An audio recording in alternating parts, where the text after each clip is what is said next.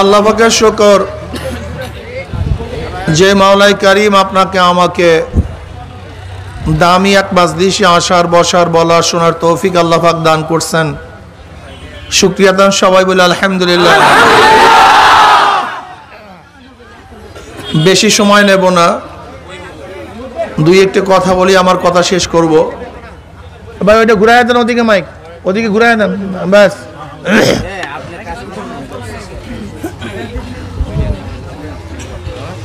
আসলে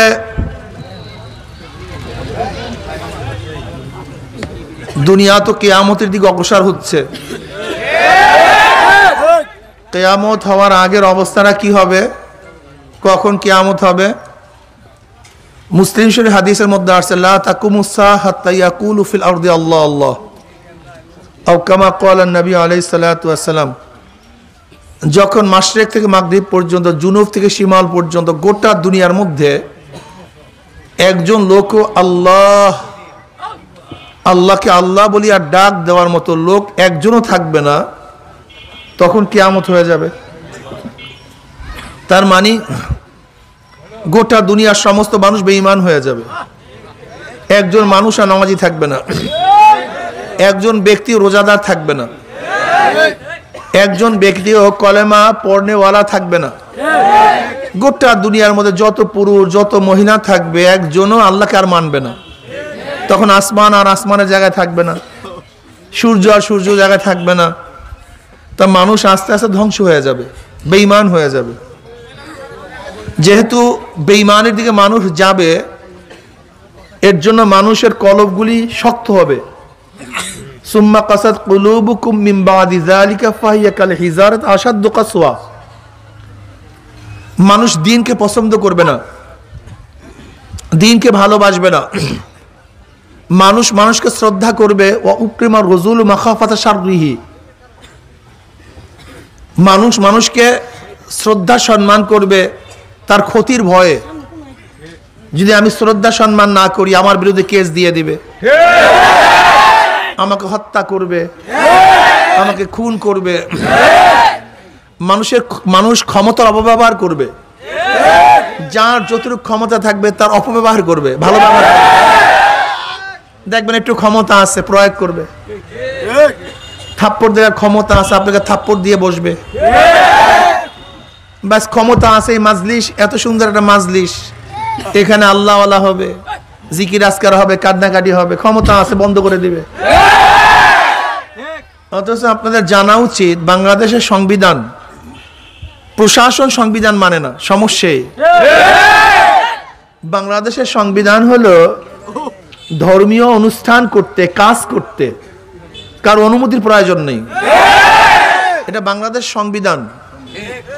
নামাজ পড়তে আপনার অনুমতির প্রয়োজন নেই, কোরআন তেলাওয়াত করতে অনুমতির প্রয়োজন নেই, মানুষকে দ্বীনের দাওয়াত নসিহত জিকির আজকার তালিম তাআল্লুম করতে অনুমতির প্রয়োজন নেই। এটা আমাদের সংবিধান দিয়ে রাখছে। কিন্তু কোন ভিত্তিতে, কোন আইনের ভিত্তিতে প্রশাসন মাহফিলগুলি বন্ধ করে আমার জানা নেই। এমনিতেই প্রজাতন্ত্র বাংলাদেশ সরকার গণতন্ত্র দেশের মধ্যে প্রজাদের অধিকার আছে তাদের বক্তব্য দেওয়ার, প্রজাদের অধিকার আছে সরকারের বিরুদ্ধে কথা বলার। এটা বাংলাদেশের সংবিধান। এর নাম বিরোধী দল। বিরোধী দল মানে কি? সরকারের সমালোচনা করবে, সরকারের ভুল ধরিয়ে দিবে, এটা ঠিক না ওইটা ঠিক না। এ বলতেছে রাজনৈতিক কথা। আর ধর্মীয় ব্যাপারে তো এমনিতেই অনুমতি আছে যে আপনি যে কোনো জায়গায় ধর্ম অনুষ্ঠান করতে পারবেন, সেখানে যদি অন্য কোনো রোকআউট না থাকে, সমস্যা না থাকে, যানজট অমুক তমুক, সেটা ভিন্ন কথা, সেটা আর কারণ, ভিন্ন কারণ। কিন্তু বাংলাদেশের সংবিধান অনুমতি দিয়ে রাখছে ধর্মীয় কাজ করার। কিন্তু আপনি প্রশাসনকে প্রশ্ন করতে চাই, আপনি কোন কারণে মাহফিলগুলো বন্ধ করতেছেন? সেই আইনটা আমাকে দেখান, সেই আইনটা আমি দেখতে চাই, জানতে চাই, আমি বুঝতে চাই সেই আইনটা কি। শোনেন শোনেন শোনেন, এই দেশের মানুষের অবস্থা হলে যারা আইন প্রণয়ন করে, যারা আইন প্রণয়ন করে তারা আইন মানে না। যারা আইন প্রণয়ন করে তারা আইন মানে না। আজকে মাহফিলের বয়স আমাদের বাবা আমার দাদা সেখান থেকে শুরু করে আজ পর্যন্ত আমরা মাহফিল করে আসছি। চরমনাইয়ের কোনো মাহফিলে আজ পর্যন্ত গন্ডগোল হয় না, আলহামদুলিল্লাহ, আজ পর্যন্ত না। আমরা মাহফিলগুলিকে বর্তমান প্রচলিত রাজনৈতিক মঞ্চ বানাই না। আমরা মাহফিলের স্থানীয় কথা বলি, জনসভার আলোকে কথা বলি। আমরা জনসভা এবং মাহফিলকে এক করে ফেলি না। মাহফিলের এই ধরনের কথাবার্তা বলি। প্রশাসন জানে যে আজকে 80-90 বছর পর্যন্ত চরমনাইয়ের মাহফিলগুলো চলতেছে, যেখানে মারামারি নাই, কাটাকাটি নাই, গ্যাঞ্জাম নাই, হুড় হাঙ্গামা নাই, কিচ্ছু নাই। কারণ আমরা মাহফিলকে এখানে আওয়ামী লীগ আসে, বিএনপি আসে, জাতীয় পার্টি, কমিউনিস্ট, হিন্দুরা পর্যন্ত চরমনাইয়ের মাহফিলগুলি শোনে, হিন্দুরা শোনে। আমাদের এখানে এই কথা বলি না, এখানে আমরা এই কথা বলি না যে মাহফিলগুলিতে অমুককে নামিয়ে দাও, তোমাকে উঠিয়ে দাও। আপনারা দেখবেন না আমাদের কোনো মাহফিলে সরকারকে উঠাও, সরকারকে নামাও, এইটা করো, সেইটা করো। এর জন্য আমরা জনসভা আলাদা করি। কিন্তু মাহফিলকে মানুষকে ইবাদত, আখলাক, চরিত্র, ঈমান, আমল কিভাবে মজবুত করা যায় আমরা সাধারণত সেইভাবেই বয়ান করে থাকি। এখন সরকার কি চায়? এদেশের মানুষ সব নাস্তিক হয়ে যাক, এদেশের মানুষ সব বেঈমান হয়ে যাক, এদেশের মানুষ সব বেনমাজি হয়ে যাক। প্রিয় ভাইরা আমার, আপনি দেখেন আজকে বেঈমান বানাবার হাজারো সংস্থা আছে, হাজারো জায়গা আছে, কিন্তু নামাজি বানাবার কয়টা জায়গা আছে আমাকে বলেন তো? আজকে টেলিভিশন, মিডিয়া সব ইসলামের বিরুদ্ধে, কোনো দিকে ইসলামের প্রচার হয় না। মাহফিল গুলিতে একটু ইসলামের প্রচার হয়, সেখানে এত হস্তক্ষেপ কেন, এত বাধা কেন, বন্ধ করতে চান কেন? কারণটা কি? কি চান? অথচ আপনি বলেন চুরি বন্ধ হোক, ডাকাতি বন্ধ হোক, ধর্ষণ বন্ধ হোক, ইফটিজিং বন্ধ হোক। আমি চ্যালেঞ্জ দিলাম, সরকারের আইনের ভিত্তিতে ইফটিজিং বন্ধ করতে পারে নাই, ধর্ষণ বন্ধ করতে পারে নাই, পরকীয়া বন্ধ করতে পারে নাই, মদ থেকে মানুষকে ফিরাতে পারে নাই, ঘুষওয়ালাকে ঘুষ থেকে ফিরাতে পারে নাই। কিন্তু আমি চ্যালেঞ্জ দিয়ে বলতে পারি হাজারো হাজারো লক্ষ খারাপ মানুষগুলি আজকে চরমনাই মাহফিলে এসে, হাজারো আল্লাহওয়ালাদের মাহফিলে গিয়ে, উলামায়ে কেরামের সোহবাতে গিয়ে খারাপ লোকগুলি আজকে ফেরেশতা তুল্য হয়ে গেছে।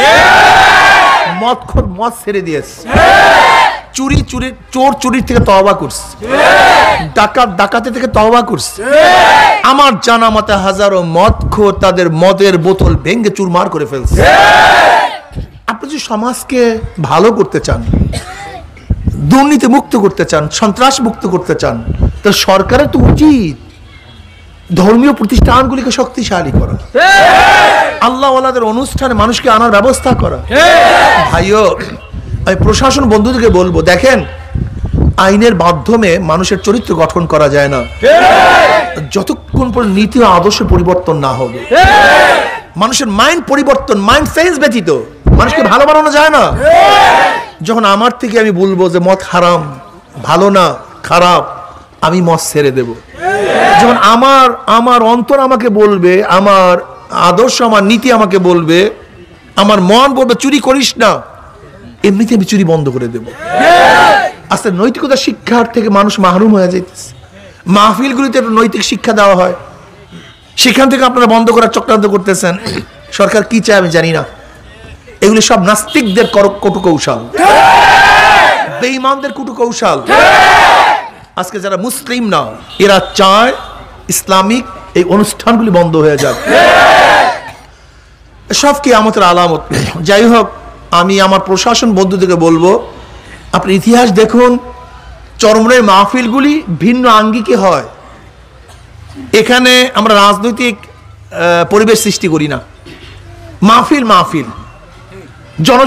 জনসভা।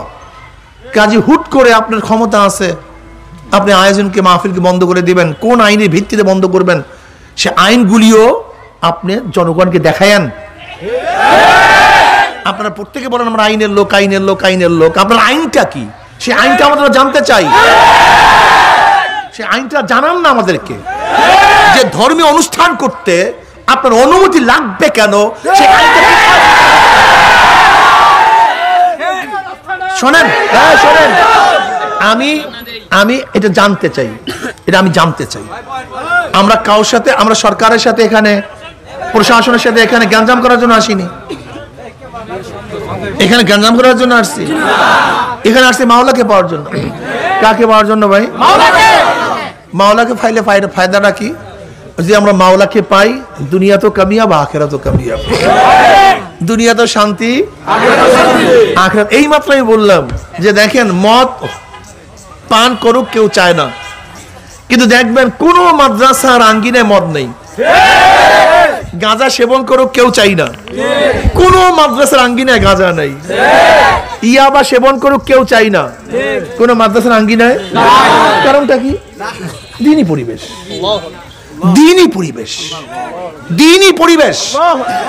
অথচ আপনি মাদক বন্ধ করতে চান। আমি চ্যালেঞ্জ দিলাম, মাদ্রাসার আঙ্গিনায় গিয়ে দেখেন কোন জায়গায় গাঁজা নাই, ইয়াবা নাই, ফেন্সিডিল নেই। যদি আপনি মাদক বন্ধই করতে চান, সমস্ত মানুষকে দিনদার বানায় দেন, আল্লাহওয়ালা বানায় দেন, মাদক থাকবে না ইনশাআল্লাহ।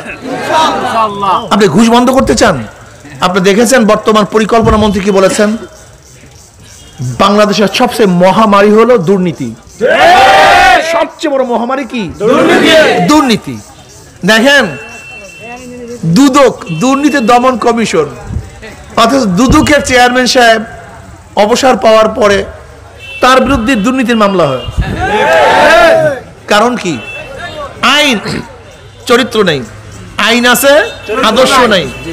এই আইনের মাধ্যমে মানুষকে দুর্নীতি বন্ধ করা যায় না, যতক্ষণ আল্লাহর ভয় না আসবে। কার ভয়? ওয়াসিরু কওলাকুম আবিজহারু বিহি ইন্নাহু আলিমুম বিযাতিস সুদূর। যা প্রকাশ করো, যা গোপন করো, যা আস্তে বলো, যা জোরে বলো, যা প্রকাশ্যে করো, যা গোপনে করো, কে দেখে? ওয়াসিরু কওলাকুম আবিজহারু বিহি ইন্নাহু আলিমুম বিযাতিস সুদূর। অন্তর্যামী কে? সব আমার মাওলায় দেখে। ইন্নাল্লাহা লা ইয়ানজুরু ইলা সুওয়ারিকুম ওয়া আমওয়ালিকুম ওয়ালাকিন ইয়ানজুরু ইলা নিয়াতিকুম ওয়া কুলুবিকুম। আমার মাওলা পাক রব্বুল আলামিন তোমার বাহ্যিক চেহারার দিকে তাকান না, তোমার মালের দিকে তাকান না, তোমার কত বড় তোমার পোস্ট এর দিকে আমার মাওলা তাকান না, তোমার কত টাকা আছে, তুমি মেম্বার, চেয়ারম্যান, এমপি না মিনিস্টার, এই সমস্তর দিকে আমার মাওলা তাকান না।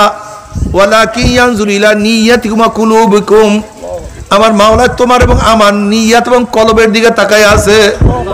এই বান্দা কেন নামাজ পড়ে, কেন রোজা রাখে, কেন ইবাদত করে, কেন জিকির করে, কেন তেলাওয়াত করে, কেন মাহফিলে আসছেন, কেন শুনতেছেন, আমরা কেন বয়ান করতেছি, দুনিয়ার কেউ দেখে না, কে দেখে? আমার মাওলা। আজকে দুনিয়ার মানুষের থেকে লুকিয়ে কাজ করা সম্ভব, কিন্তু আমার মাওলার থেকে গোপনে কাজ করা সম্ভব না। সাত তবক জমিন আমার মাওলা দেখে, অন্ধকারের মধ্যে আমার মাওলা দেখে, পাথরের মধ্যে কি আছে তা আমার মাওলা দেখে। এ আমার যুবক বাবারা, আমার মুরব্বী বাবারা, এ আমার পর্দার মা বোনেরা, খবরদার, মাওলাকে না নিয়ে কেউ মাওলার কবরে যাইও না। যদি মাওলাকে নিয়ে কবরে যাইতেই পারো, কবরটা জান্নাতের বাগিচা হইয়া যাবে। আল্লাহ তুমি কবুল করিয়া নাও। যত দূর তাকাবা গোটা এরিয়া ফাঁকা হয়ে যাবে, জান্নাতের নাজ নিয়ে আমাদের কবরটা ভরিয়া যাবে। জনাব মুহাম্মদ রাসূলুল্লাহ সাল্লাল্লাহু আলাইহি ওয়াসাল্লামের তাকায়া যখন বলা হবে মান হাজার রাজুল, চেন ওই ব্যক্তিকে, অমনি যুবক, মুরব্বী, মহিলারা বলবে যে আমার নবী জনাব মুহাম্মদ রাসূলুল্লাহ সাল্লাল্লাহু আলাইহি ওয়াসাল্লাম। অমনি আল্লাহ পাক ডাক দিয়ে বলে সাদাকা আবদি, আমার বান্দা সত্য কথা বলছে। ও আফরুশুল ফরাশ মিনাল জান্নাহ ওয়াল বিসু মিনাল জান্নাহ, আমার বান্দা বান্দির গায়ের মধ্যে জান্নাতের পোশাক লাগায়া দে, জান্নাতের বিছানা বিছায়া দে। আল্লাহ তুমি কবুল করিয়া নাও। কিয়ামতের ময়দানে আল্লাহ পাকের বান্দা বান্দি উঠবে, নবী আলাইহিস সালাতু ওয়াস সালাম ডাকিয়া ডাকিয়া নিজের হাতে হাউজে কাউসারের পানি পান করাইয়া দেবে।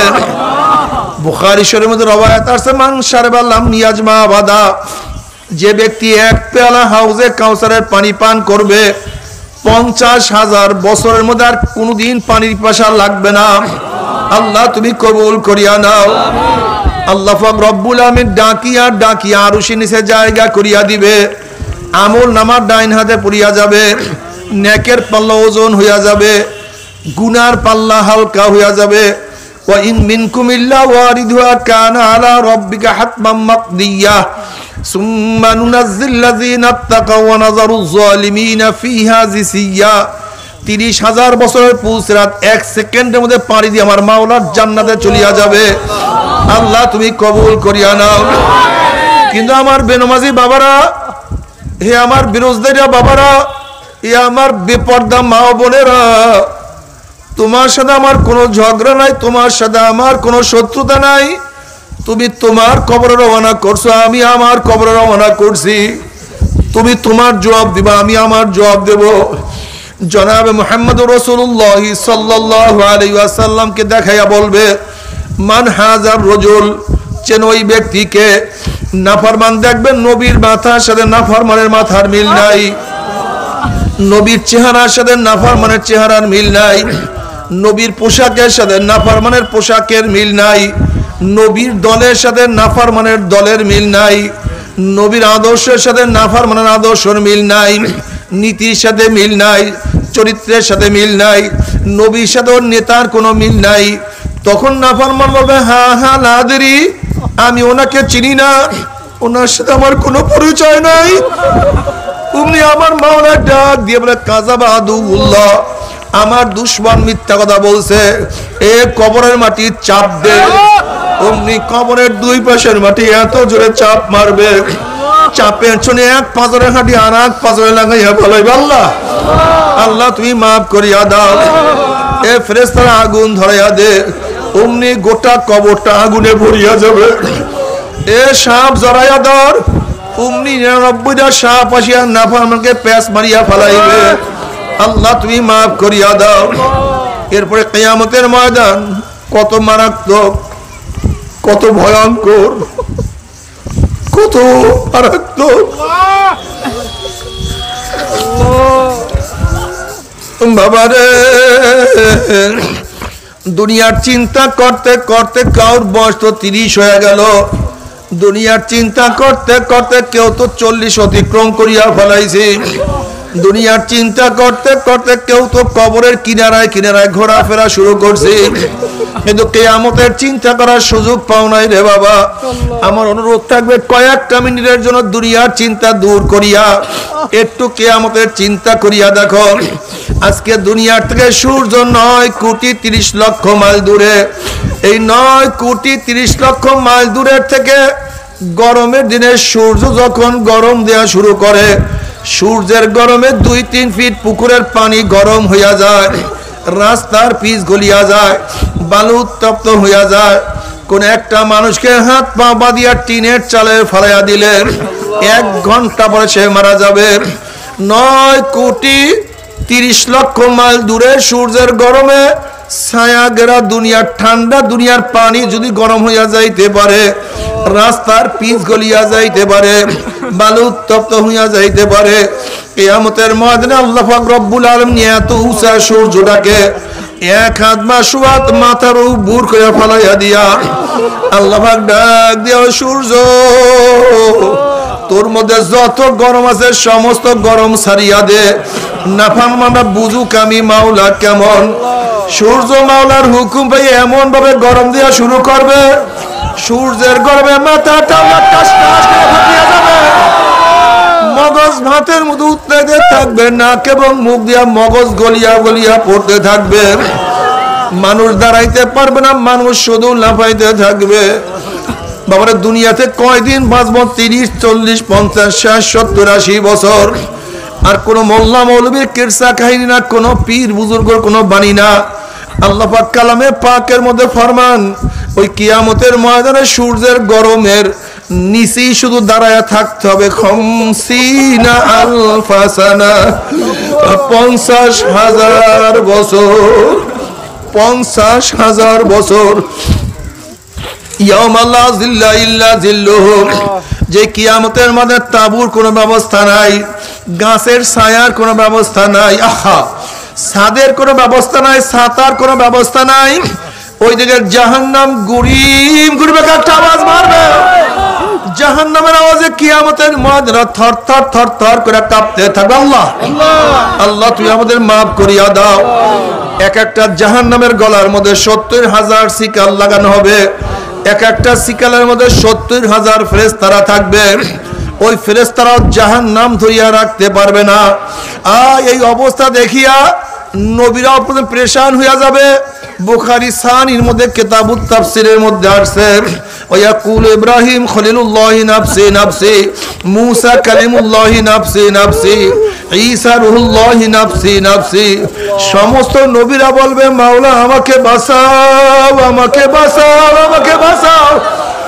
এই মুহূর্তে জনাব মুহাম্মদুর রাসূলুল্লাহ সাল্লাল্লাহু আলাইহি ওয়াসাল্লাম সেজদায় পড়ে বলবে মাওলা তোমার ইজ্জত ও জালালের কসম খেয়া বলতে আছি, আজকে জাহান্নাম তোমার একটা উম্মত কেউ খাইয়া ফেলায়, আমি কিন্তু তোমার জান্নাতের মধ্যে ঢুকবো না।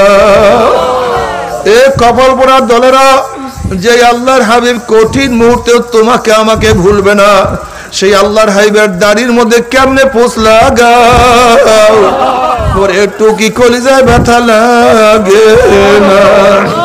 কোন স্ত্রীর প্রেমে পড়িয়া স্ত্রী কিয়ামতের মধ্যে তোমাকে সাহায্য করবে না? কোন বন্ধুর ধোঁকায় পড়িয়া বন্ধু লাপাত্তা হইয়া যাবে? কোন সমাজের লজ্জা পড়িয়া সমাজ তোমাকে কোনো সাহায্য করবে না? জনাব মুহাম্মদ রাসূলুল্লাহ সাল্লাল্লাহু আলাইহি ওয়াসাল্লাম তোমার পক্ষে আমার পক্ষে সুপারিশ না করলে কোনো উপায় হবে না।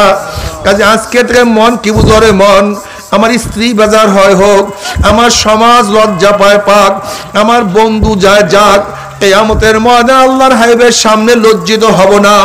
আজকে থেকে দাড়ির মধ্যে আর পোষ মারব না ইনশাআল্লাহ। কি রাজি আছেন ইনশাআল্লাহ? কে কে রাজি আছে? আল্লাহু আকবার। আল্লাহ তুমি কবুল করিয়া নাও। জনাবে মুহাম্মদ রাসূলুল্লাহ সাল্লাল্লাহু আলাইহি ওয়াসাল্লামের দোয়া কবুল করিয়া আল্লাহ পাক বলবে যাও জিবরাইল আমার হাবিবের কাছে এই পানিটুকু নিয়ে দিয়ে আসো। নবী আলাইহিস সালাতু ওয়াস সালাম যখন এই পানি জাহান্নামের কাছে ছিটা মারবে, জাহান্নাম ক্যাত ক্যাত ক্যাত ক্যাত করে পিছনে সরিয়া যাবে। নবী আলাইহিস সালাতু ওয়াস সালাম বলবেন মাওলা রে, যে জাহান্নামকে লক্ষ লক্ষ ফেরেশতারা ধরিয়া রাখতে পারে না, এ আবার কোন কুদরতি পানি, কোন আশ্চর্য পানি, যেই পানি মারার সাথে সাথে জাহান্নাম পিছনে সরিয়া গেল। আল্লাহ পাক ডাক দেয় হাবিব গো, এই পানি কোন আশ্চর্য পানি না, কোন কুদরতি পানি না, এই পানি হলো তোমার গুনাহগার উম্মতের চোখের পানি। আল্লাহ আল্লাহ তুমি কবুল করিয়া নাও। বাবা তুমি কি জানো পানির কত দাম, চোখের পানির কত দাম? কিয়ামতের ময়দানে আল্লাহ পাক এক ব্যক্তিকে জাহান্নামের ফয়সালা দিয়া দিবে। অমনি চোখের একটা পশম বলবে মাওলা তোমার নবী সত্য বলছে না মিথ্যা বলছে? আল্লাহ পাক বলবে আমার নবী যা বলছে সবই সত্য বলছে, মিথ্যা বলার তো প্রশ্নই হইতে পারে না। তখন চোখের পশম বলবে মাওলা তোমার নবীর ঘোষণা মান বাকা মিন খশিয়াতিল্লাহি হারামাল্লাহু তিলকাল আইনা আলান নার, যে চক্ষু তোমার ভয়ে জাহান্নামের ভয়ে কাঁদবে, সেই চোখের উপরে তুমি জাহান্নামের আগুন হারাম করিয়া দিবা। এইটা তোমার নবীর ঘোষণা। আমি চোখের পশম সাক্ষী দিতে আছি তোমার এই বন্দার নামাজের দ্বারায় কত কান্না কানছে, রুকুতে গিয়া কত পানি ঝরাইছে, সেজদায় পড়িয়া কত মাটি ভিজাইছে, ওয়াজ নসিহতে বসিয়া কান্দিয়া কান্দিয়া কত বুক ভাসাইছে, মুনাজাত ধরিয়া কত কান্নাকাটি করছে। এরপরে তুমি তাকে কিভাবে জাহান্নামের ফয়সালা দিলা? অমনি আমার মাওলা জিবরিলকে ডাক দে, জিবরাইল গোটা কিয়ামতের ময়দানে মানুষকে এলান করিয়া দে, জানাইয়া দে অমুকের ছেলে অমুককে আল্লাহ পাক রব্বুল আলামিন শুধুমাত্র চোখের একটা পশমের সাক্ষীর কারণে আমার মাওলা মাফ করিয়া দিয়েছে। আল্লাহ তুমি কবুল করিয়া নাও। এরপর আল্লাহ পাক সবার আমল নামাকে ওজন করবে। আম্মা মান সাকুলাত মাওয়াজিনুহু ফাহুয়া ফি ঈশাতির রাদিয়া, যাদের নেকের পাল্লা ভারী হয়ে যাবে, গুনার পাল্লা হালকা হয়ে যাবে, আল্লাহ পাক রব্বুল আলামিন তাদেরকে জান্নাতের ফয়সালা দিয়া দিবে। আল্লাহ তুমি কবুল করিয়া নাও। ওয়া আম্মা মান খাফফাত মাওয়াজিনুহু ফাউম্মুহু হাবিয়া, আর যাদের নেকের পাল্লা হালকা হইয়া যাবে, গুনার পাল্লা ভারী হইয়া যাবে, ফাউম্মুহু হাবিয়া, আল্লাহ পাক তাদেরকে হাবিয়া জাহান্নামের ফয়সালা দিয়া দিবে। এখন আল্লাহ পাক নিজেই প্রশ্ন করেন, ওমা আদরাকা মা হিয়া, তোমরা কি জানো হাবিয়া কোন জাহান্নামের নাম? হাবিয়া জাহান্নামের ধরনটাকে তোমরা কি জানো নাকি? এখন আল্লাহ পাক নিজেই জবাব দেন, নারুন হাবিয়া। শোনো, হাবিয়া কেমন জাহান্নাম? কোন এক মানুষ যদি বঙ্গোপসাগরের মাঝখানে ডুব দেয়, তার ডাইনে বামে চারিদিকে পানি আর পানি ছাড়া কিছুই থাকে না। হাবিয়া এমন একটা জাহান্নাম যার ডাইনে আগুন, বামে আগুন, উপরে আগুন, নিচে আগুন, সামনে আগুন, পিছনে আগুন। নারুন হামিয়া, আগুনের একটা মটকা, আগুনের একটা গর্ত, আগুনের একটা কুয়া। বাবারে সহ্য করতে পারবি? ওই জাহান্নামের এক সেকেন্ড আযাব কেউ তো সহ্য করতে পারবো না। আল্লাহ, আল্লাহ তুই আমাদের সবাইকে মাফ করিয়াই দাও। এরপর জাহান্নামীদের জাহান্নামী লোক জ্বলতে জ্বলতে কলিজা শুকায়া যাবে, জিহ্বা শুকায়া যাবে, পানি পানি করে চিল্লাইতে থাকবে। আল্লাহ পাক বলবে, হে ফেরেশতারা, এই নাফরমানকে দুনিয়াতে কত নেয়ামত আমি ভোগ করাইছি। ওয়া ইন তাউদ্দু নি'মাতাল্লাহি লা তুহসুহা, আমার এত নেয়ামত হিসাব করিয়া কোনোদিন শেষ করতে পারবে না। আমার এত নেয়ামত খাইয়া লইয়া যারা আমার হুকুম মানে নাই, ওই জাহান্নামীদের জন্য ঠান্ডা লা ইয়াযুকুনা ফিহা বারদান ওয়ালা শারাবা ইল্লা হামিমা গাসসাকা জাযাআন ওয়াফাকা, আমি ওদের জন্য গরম পুজ এবং গরম পানির ব্যবস্থা রাখি।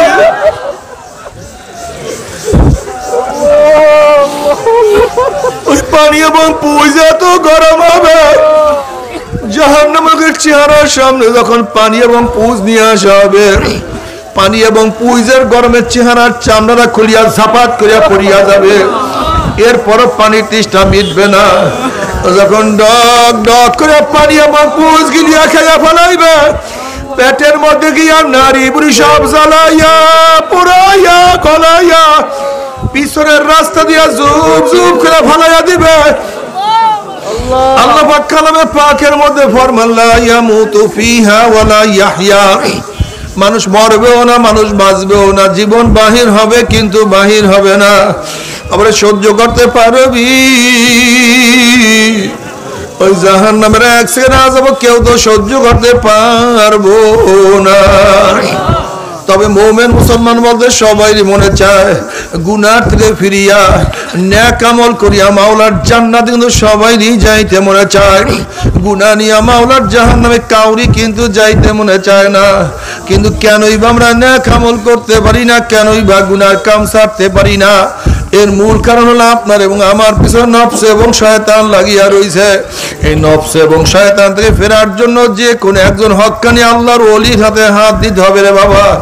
খবরদার, বর্তমান জমানায় পীর মুরিদের ভেজাল, শিরক, বেদাত, হিংসা, হাসাদ, ব্যবসা বাণিজ্যে পরিণত হয়ে গেছে।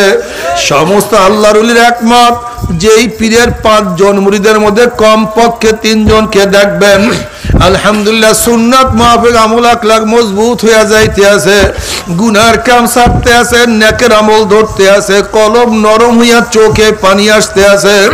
বিরিক্ষতর নাম কি, ফলে পরিচয়। আমি চরমোনাই বুঝি না, চরমোনাইয়ের দাওয়াত প্রশংসা প্রচার প্রসার করার জন্য আসিনে রে বাবা। চরমোনাই যাওয়ার তোমার কোনো দরকার নাই, কোনো দরকার নাই, কোনো দরকার নাই। তুমি যার কাছে গিয়া পারো গুনার কাম ছাড়ো, নেকের আমল ধরো, কলব নরম করিয়া চোখে পানি নিয়া মাওলার কবরে যাইও। যেরকম দুনিয়ার ঘরে আগুন লাগলে পানি ছাড়া নিবানো যায় না, ঠিক তদ্রূপ তোমার এবং আমার গুনার দ্বারা যেই জাহান্নামের আগুন জ্বলিয়া রইছে, চোখের পানিও ছাড়া কিন্তু জাহান্নামের আগুন নিবানো সম্ভব না। কাজে আমার জন্য দোয়া চাই, আমিও দোয়া করি। সবাই সবার জন্য প্রাণ খুলিয়া দোয়া করো যেন কিয়ামতের ময়দানে গলাগুলি বাঁধিয়া মাওলা একসাথে জান্নাতে দেওয়ার তৌফিক